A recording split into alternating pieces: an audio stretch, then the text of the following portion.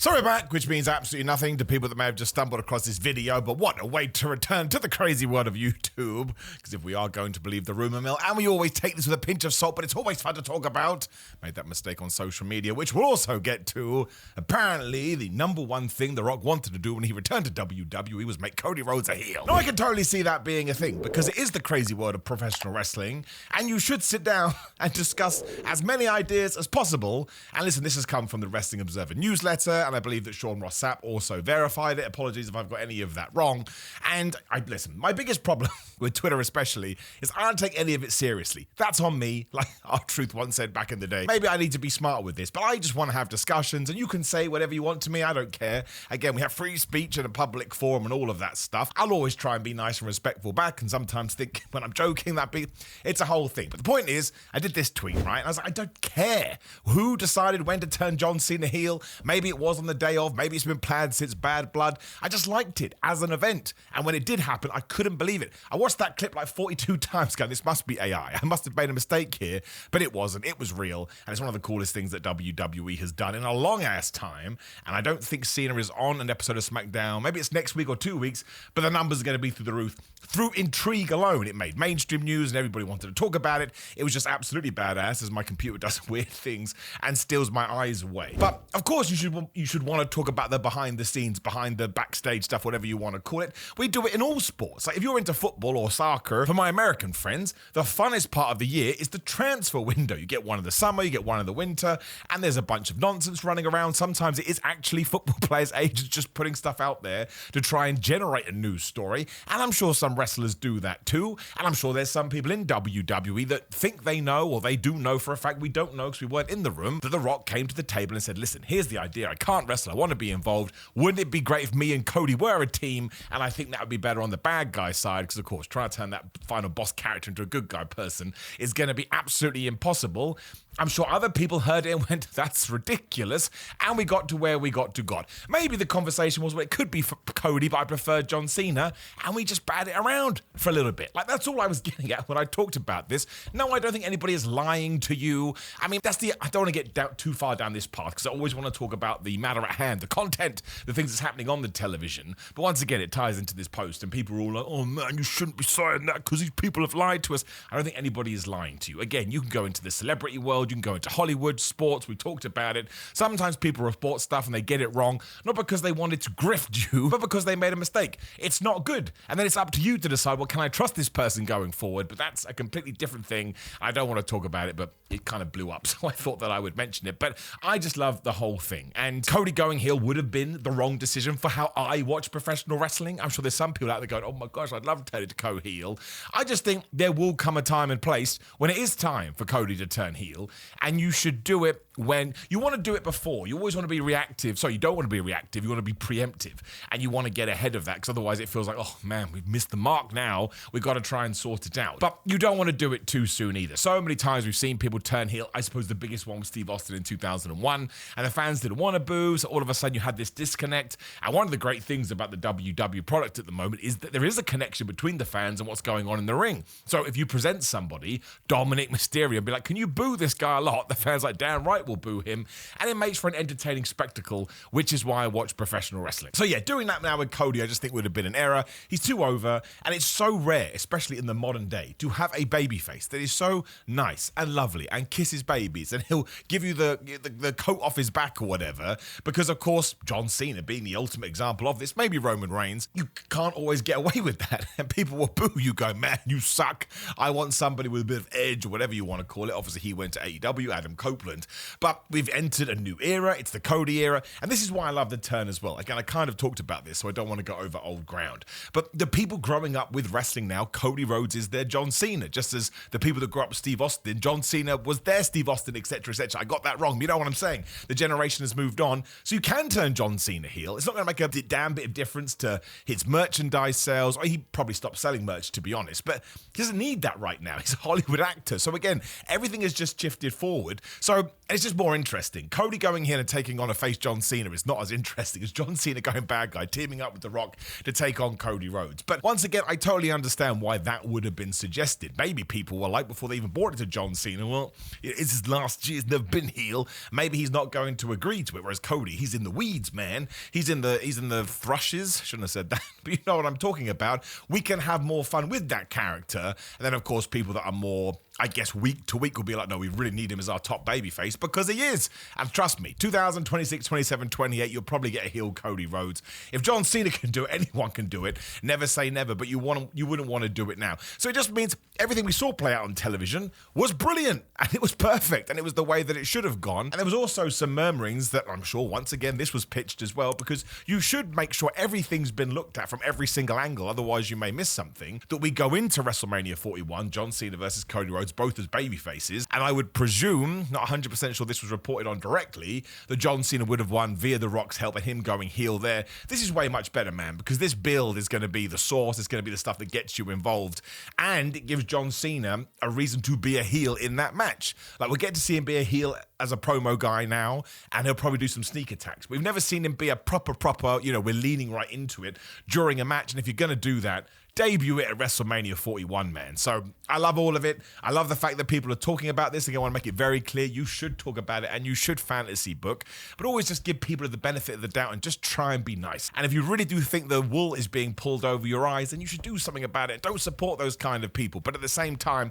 I wouldn't do that until you've A, listened to the person talk directly, and B, and I say this with all due respect, I'm not trying to be insulting, but remember how reporting works in all walks of life, right? It really, really does operate the same even within professional wrestling. Professional wrestling is just kind of more interesting because you do have the world of the ring and then the world behind the scenes. So you have Cody Rhodes, you have Cody Reynolds, I presume his real name must be for obvious reasons, and they will operate in two very different spaces. Again, lots of people said that Cody heard this and said, no, I don't want to do that, because Triple H got in his ear and said, dude, you're allowed to say no to this. But to me, that's just the hierarchy of how things should go, and it didn't happen. So I would imagine that Dwayne Johnson, if all of this is real, we could be up La La Land here. Dwayne Johnson heard it and went, you know what, good point, let's go ask John instead. Or maybe back in October when he did the 1, 2, 3, 4, let's all dance on the floor, he'd already chosen John Cena. John Cena was like, yeah, I'll do that. Don't forget, John Cena loves pro wrestling, and John Cena was way happy to turn heel back in 2018, 19, whatever the flub it was. Probably before that, it's probably 2014. I think I'm getting ahead of myself there. So during his last run, he probably looks at it as the fans will get it, the crowd has grown up, we have kind of shifted generations here, I can have so much more fun with this because I've never done it, and he'll be a babyface by the time he leaves. And I actually think he was one of the GOATs anyway, to use that term. I think you'd be mad to try and argue against it, like you don't have the numbers in your favor. He totally does. And WWE would have really struggled throughout a huge period there without the connection he did have with kids. But the fact he's now going to add this to his arsenal is just going to cement that, and it's going to be something. I mean, maybe it sucks. We don't know. We'll find out. But I really doubt that, because I just think he approaches wrestling in the right way. So it gets me excited, right? And that's why I went into SmackDown. The Cody promo, absolutely brilliant. This just, we don't even talk about it that much. This is why you need to keep him as a babyface. Comes out with this crazy black eye. I'm not talking about that. There's too much misinformation out there, not just from one source, from all of the sources. Who the hell knows who gave that to him? But he just cuts the most impassioned promo, and by the end of it, like, I want to run through walls for you. And we may get to WrestleMania 41 and Cody gets booed and John Cena gets cheered, because wrestling fans, bless them, I love them the most, are nuts. And I'm one of them. And people may be so happy they're seeing John Cena as a heel for the first time. They're like, I'm going to cheer him. And that would just add to the atmosphere. That's all I want. You don't want silence. You don't want crickets. But if Cody's going to cut more promos like that, I think he's going to be fine. Especially because I think John Cena, being the professional he is, will do everything to try and get booed. And again, we've seen that not work. Triple H versus Roman Reigns, a complete disaster. But I think it's going to be wonderful either way. And I think it's really going to get people in the tum-tums, because they're going to be so pumped up about this. So it's already a home run for Cody right out of the back. He just knows what he's doing. He probably does need a friend, though. That's all I'm going to say. Maybe this has been planned for a while, and one of the reasons we didn't see Steve Austin at Mania 40 is because somebody clued him up and went, Steve, I would wait until WrestleMania 41. It's like, yeah, bro, hell yeah.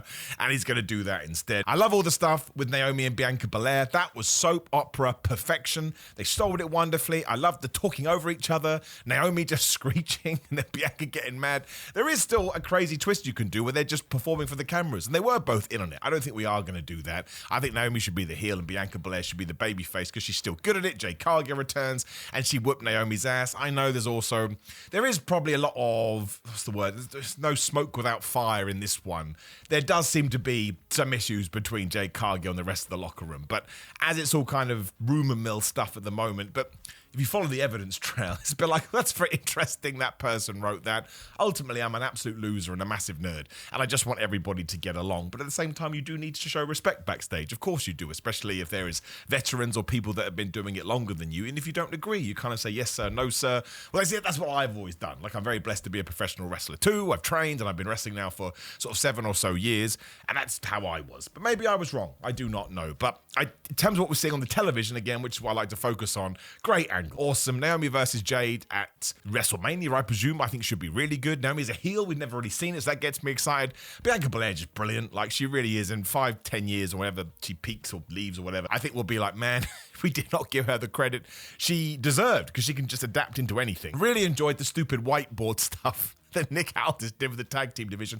It is overbooked and it is convoluted, but I will take Pretty Deadly versus, well, them being the number 1 contenders. I just will. And I think the Street Profits match is next week for the titles. What's going to happen is, this is why he did it, it's all going to become more chaotic and more confusion based, and they're going to have a multi-man match at WrestleMania, and it'll be brilliant. I just hope we can kind of add more stories. That's one of my favorite things about Naomi versus Jade Cargill, is it's not about belts at all. It's just about an issue, and I think every aspect of WWE can always benefit from that, because that's when stories blow up. It's why the Bloodline was so good. And LA Knight winning the US title from Shinsuke Nakamura. Don't really understand the Shinsuke Nakamura run at all. I don't want to say I feel sorry for him, because that makes me an a-hole. That's not how I mean it. But I don't know why we gave him the belt. I don't know why he was booked so weirdly. I found the whole thing super duper strange. And Randy Orton sort of coming back post Elimination Chamber. Cuts the best promo. I love how everybody will talk about John Cena and say you're an a-hole. Again, we haven't talked about this on here, but the Punk promo, oh my gosh, on Raw, that's all time as far as I'm concerned. So good. But it just goes to show that he is an important character within the WWE world. And even you're not directly feuding with him, well, he ain't going to be happy. And we've essentially set up a punt match at WrestleMania between him and Kevin Owens. And as Sami Zayn has been written off indefinitely, I can only assume that he's going to get involved there and not have a proper match. Maybe that will be nice. Maybe he teams up with Kevin Owens, which would make no sense, but sometimes you want to do all twisted-a-roo. I loved his little back and forth with Carmelo Hayes about talking Fortnite. He mentioned Elden Ring on WWE TV. So Randy Orton is now a legend for the rest of his days. And anything with Braun Strowman and Jacob Fatu is just great. And I think however that plays out will be really, really fun. So SmackDown is still too long as far as I'm concerned. Shout out to the people that say I can't say negative things about WWE. I just did. 3 hours sucks. I think we could add more content to it. I got to mention the Chelsea Green stuff too. How can I forget that? Alba Fire, she's got a dumb name now. I can't remember it. But the Secret Surface stuff with Chelsea Green, and the fact that's how she beat Meechin. My only worry is, technically, this feud now needs to continue, and it needs to end. It's been going on way too long. But her taking Goofy Wrestling for life and situating it around that United States Championship is brilliant. We've got the IC title on Raw. That can be super duper serious. You've got a bunch of other belts. I don't want to say it's like the 24/7 title, because that went way off in the wrong direction. But she's so good at all this stuff. It's genius. And whoever came up with that and whoever lets her do it, it's a massive thumbs up from me. So, very excited about WrestleMania. Again, there's more murmurings. There's going to be even more in twists and turns. Keep giving them to me. Even if one is absolute crap, I don't care, man. And I think this is how I will end this video, because maybe it's on me. And maybe I'm a fool, which I probably am. But that's why I say wrestling is the most important of the least important things. If something sucks, I don't get mad about it. I'm not going to sit here and pretend, I can't believe it, to try and get views or anything like that. And there are people out there that will do it. But I will always be honest with you, but I'll always do it with a smile on my face. Because especially right now in the world, look at me going on my soapbox, I would be mad at me too, stupid bald idiot. But there is so much sadness and fear and tragedy in the world right now. I'm not going to let it come into my professional wrestling content. So even if something is rubbish, SmackDown being 3 hours, I'll tell you, again, I'll grin, I'll laugh, I still mean it. During those 3 hours, I'm like, please end. Please, for the love of everything, end. But I would much rather focus on the things that I do like than the things that I don't like, because, again, life's too short, and I don't want to be on my deathbed worrying about pro wrestling. But with that said, for no reason whatsoever, please do like the video, share the video, and subscribe. Click the video on the screen to get some more content. It will be a bit crazy as we do get back into it, but I appreciate it all the same. Notification bell is right there. And again, just go crazy in the comments. Call me whatever you want. I don't care. If I'm out there on a platform, you're allowed to say it. Otherwise, it is grillandmind.com/Simon. Go and get your fitness supplements from there. If you're into that kind of stuff, ships worldwide. They're brilliant. Otherwise, I wouldn't be pimping them out this way. Simon316, if you want to come call me an idiot to my face, technically on the internet, you can do that too. Pro Wrestling Tees, TikTok, Cameo, all of these things. Happy to give you what you want. Don't know what that means. It's a stupid way to end the video. Take care, my friends. Goodbye.